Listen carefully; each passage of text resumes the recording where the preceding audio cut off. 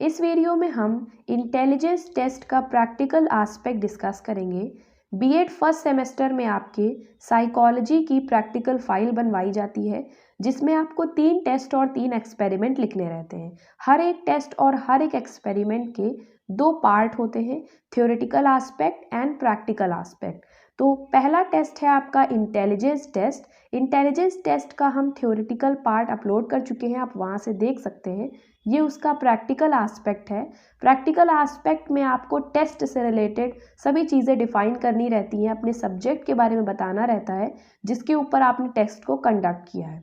तो पहले आप लिखेंगे name of the test. Test का जो भी नेम है, Raven's standard progressive matrix test, ये उसका पूरा नेम है।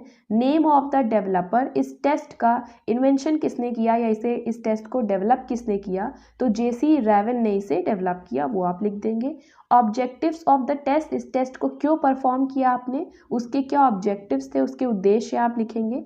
तो measuring the subject non verbal mental ability, subject यहाँ पे आपका वो कैंडिडेट होगा जिसके ऊपर टेस्ट कराया जा रहा है या जिसका आप टेस्ट ले रहे हैं। ये इंटेलिजेंस टेस्ट आप जिस भी पर्टिकुलर इंसान का ले रहे हैं उसे यहाँ पे सब्जेक्ट कहा जाता है। Non verbal mental ability check की जाती है। वर्बल वो होती है जिसमें आपके कैलकुलेशंस होते हैं, नंबर का इस्तेमाल होता है, अल्फ़ाबेट का इस्तेमाल होता है। और नॉन वर्बल वो होते हैं जिसमें आपको पिक्चर्स दी जाती हैं, और जैसे कि रीजनिंग आती है एसएससी के एग्जाम्स में, उसमें भी रीजनिंग नॉन वर्बल रीजनिंग भी पूछी जाती है। उसमें आपको फिगर्स दिए रहते हैं, तो आपको उन फिगर्स के माध्यम से उस पूरी पिक्चर को कंप्लीट करना रहता है। तो यहाँ पे आप सब्जेक्ट की नॉन वर्बल की मेंटल एबिलिटी को पता करेंगे, मेजर करेंगे। Second, measuring the mental ability of the subject on the basis of points obtain, जो आपका सब्जेक्ट है वो जितने पॉइंट्स ऑब्टेन करता है उसके अकॉर्डिंग उसके मेंटल लेवल को आप मेजर करेंगे। Then providing the suggestions to the subject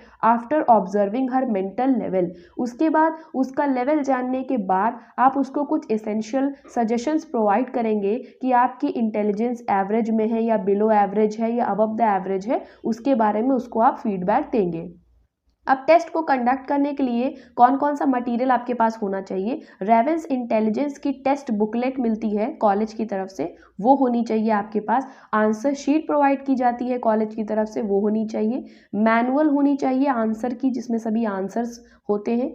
और रिक्वायर्ड राइटिंग मटेरियल यानी पेन पेंसिल ये होता है। वैसे तो साइकोलॉजी के जो प्रैक्टिकल्स होते हैं वो पेंसिल से ही लिखे जाते हैं। आप रफ वर्क किसी रफ कॉपी में पेन से कर सकते हैं, बट आपको पूरा प्रैक्टिकल पेंसिल से ही अटेम्प्ट करना रहता है। अपनी फाइल में तो आप ब्लैक ब्लू पेन का इस्तेमाल कर सकते हैं, लेकिन जो शीट आपको कॉलेज की तरफ से दी जाती है उसमें आपको पेंसिल से लिखना रहता है।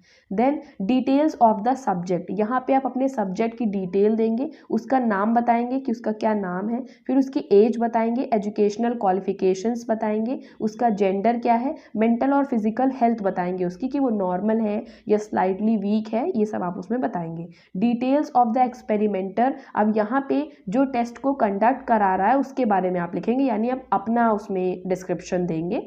नेम अपना बताएंगे, age, gender, educational qualification, mental and physical health, ये बेसिक सी चीज़ें दोनों में ही सेम रहेंगी, ये डिटेल्स आपको बतानी है। इन डिटेल्स को बताने के बाद आप टेस्टिंग सेशन बताएंगे कि किस तारीख को आप ये टेस्ट आपने कराया है, कितने टाइम पे कराया है, कौन सी प्लेस पे कराया है। तो प्लेस आपकी साइकोलॉजी लैब ही रहेगी, डेट और टाइम आपके कॉलेज के अकॉर्डिंग जो आपके कॉलेज में बताया जाए।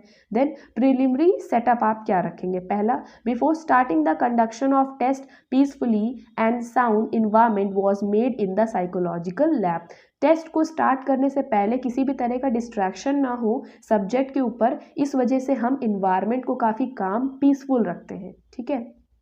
सेकेंड है, it was seen that there is proper arrangement of air sunlight in the laboratory, ऐसा नहीं है लेबोरेटरी में बहुत डार्क है तो उसमें उसको प्रॉब्लम हो रही है सब्जेक्ट को करने में, तो प्रॉपर एयर वेंटिलेशन और सनलाइट का आपको ध्यान रखना रहता है लैब के अंदर। Then all the required materials for the test was collected and arranged properly, जब ये टेस्ट आप कंडक्ट कराते हैं तो उससे रिलेटेड जो शीट होती हैं, जो आंसर शीट होती है, जो मैनुअल होती है, वो आपको प्रॉपरली देनी रहती है और प्रॉपरली उसका अरेंजमेंट करना रहता है। Then after this good rapport was established between the subject and the tester, अब जो सब्जेक्ट है आपका उसके साथ आपको एक अच्छा कम्युनिकेशन बिल्डअप करना होगा, जिससे भी किसी तरह की उसको कोई हेजिटेशन हो हेजिटेशन ना हो, ठीक है, पूछने में। जो आपका ये टेस्ट है इससे रिलेटेड उसको कोई भी डाउट हो तो हेजिटेट ना करें। प्रिकॉशंस आपको क्या लेने चाहिए? Before conduction of the test following precautions were taken, मतलब इस टेस्ट को कंडक्ट करने से पहले क्या आपको प्रिकॉशन लेने चाहिए? इन्वायरमेंट लैब का जो होना चाहिए पूरी तरह से वेंटिलेटेड होना चाहिए, प्रॉपर लाइट होनी चाहिए, कोई भी तरह का साउंड डिस्टर्बेंस नहीं होना चाहिए। Proper instructions were given to the subject, ऐसा नहीं अपने आप को सब्जेक्ट को बैठा लिया और आपने टेस्ट लेना स्टार्ट कर दिया। आपको सब्जेक्ट को पूरी प्रॉपर नॉलेज देनी होगी, पूरा इंस्ट्रक्शन देने होंगे कि हम पहले ये बुकलेट देंगे, फिर ये मैनुअल देंगे, फिर आंसर शीट देंगे, आपको ऐसे ऐसे नॉन वर्बल को टिक करना है, ऐसे ऐसे आंसर लिखना है, सभी चीज़ें आपको बतानी होगी उसको, ताकि वो काफ़ी कंफर्टेबल महसूस करें। Material required for the conduction of test should be arrange properly, जो भी मटीरियल्स आपको चाहिए टेस्ट को कंडक्ट करते समय वो आप अपने आसपास ही रखें, जिससे कि आपका जो कम्युनिकेशन गैप है या टाइम गैप है वो ज़्यादा बड़ा ना हो पाए। नहीं तो आप अपनी बुकलेट लेने या मैनुअल लेने बार बार कहीं जा रहे हैं तो वो एक तो टेस्ट में टाइम भी बहुत लगेगा और सब्जेक्ट जो है वो भी डिस्टर्ब हो जाएगा उसका माइंड, ठीक है। तो उसकी इंटेलिजेंस का परफेक्ट टेस्ट करने के लिए आप सारा मटेरियल भी अपने पास में रखें, मैनुअल को, बुकलेट को, सभी चीज़ों को। देन फ्रेंडली सपोर्ट वो establish between the subject and the tester, ऐसा बिल्कुल आपको हार्श रूड बिहेवियर नहीं दिखाना है, आपको बहुत फ्रेंडली रहना है और पूरा टेस्ट अपना कंडक्ट करना है। इंस्ट्रक्शंस की बात करें तो क्या क्या इंस्ट्रक्शंस देने हैं? This is a non verbal intelligence test, Raven's intelligence test booklet is kept before you, उसे बताना है कि ये एक तरह का नॉन वर्बल इंटेलिजेंस टेस्ट है और आपको रेवेंस, जो जेसी रेवेंस है इनके द्वारा डेवलपर है ये इंटेलिजेंस टेक्स्ट बुक, आपको बुकलेट दी जाएगी। Then this booklet have 60 problems which are divided into 5 sets, इस पूरी बुकलेट में टोटल 60 क्वेश्चंस होते हैं जो कि 5-5 के सेट्स में डिवाइडेड है। ईच सेट हैव 12 प्रॉब्लम्स, हर एक सेट में 12 क्वेश्चंस होते हैं और हर एक क्वेश्चन की पिक्चर आपको बुक में दी रहेगी जो कि आपको कंप्लीट करनी रहेगी। ईच प्रॉब्लम हैज़ 8 ऑप्शंस और हर एक क्वेश्चन में 8 ऑप्शंस होते हैं, आपको केवल एक ऑप्शन उसमें से ऑप्ट करना रहेगा और अपनी आंसर शीट जो आपको कॉलेज से मिलेगी उसमें आपको पुट करना रहेगा, ठीक है, ये हो जाएगा।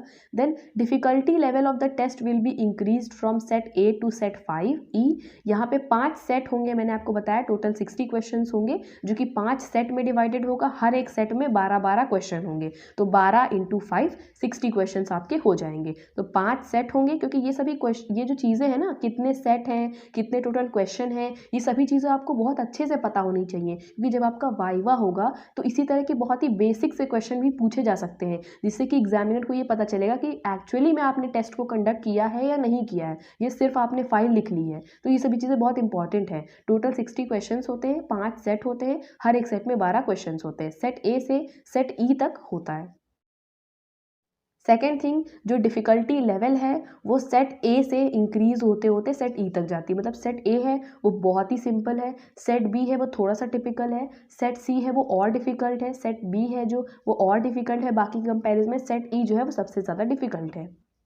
Then you have to give all the answers for the problems, no problem should be left blank, आपको कोई भी क्वेश्चन छोड़ना नहीं है, आपको सभी क्वेश्चन के आंसर अपनी बुकलेट में मार्क करना है और आपको टाइम भी मेंशन करना रहता है कितनी देर में आपने सब कुछ किया। प्रोसीजर अगर लिखे, before starting the test important instructions related to the test was given to the subject, then answer की सभी चीज़ें उसको प्रोवाइड की जाएंगी, पेंसिल प्रोवाइड की जाएगी। Then the question booklet was given to the subject after she filled every notices in the record form. Tester gave instructions to open the booklet and then to begin the test. ठीक है. Later on, when the subject complete the test, the booklet and response sheet was taken from the subject. फिर subject से वापस ले ली जाती हैं. After collecting the response sheet, scoring was done with the help of answer की। एक बार उसने अपनी शीट को फिल कर लिया, रिस्पॉन्स शीट को, उसके बाद उसकी स्कोरिंग की जाएगी, उससे हम उसके आंसर्स को मैच करेंगे।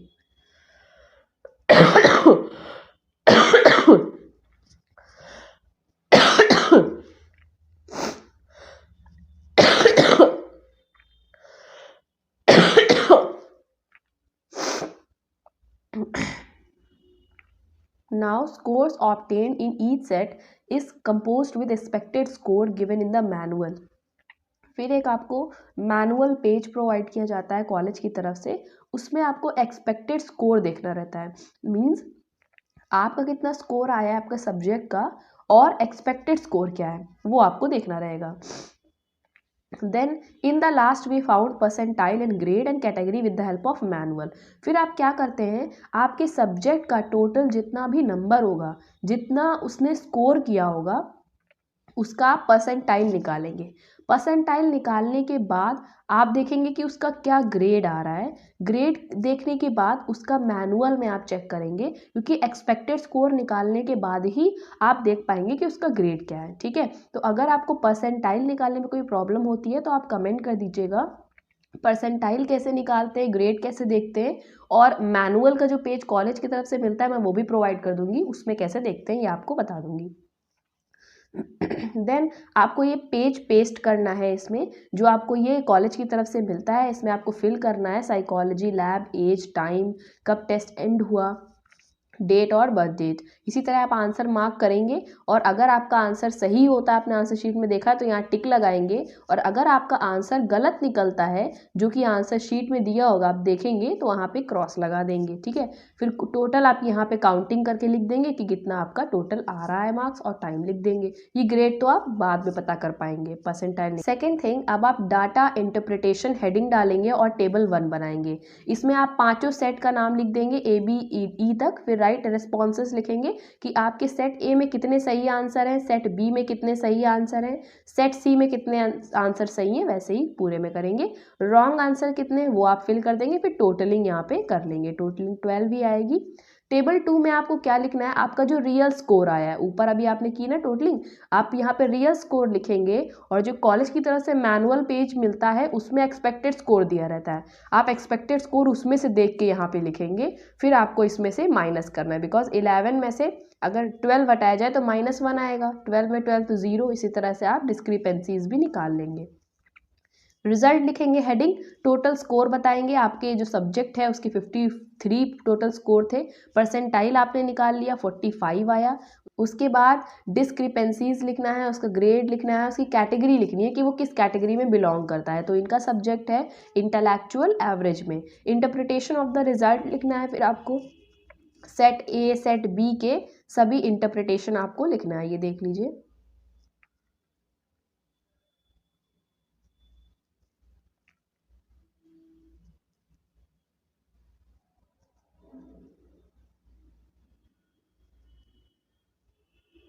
फिर यहाँ पे आप ग्राफ बनाएंगे।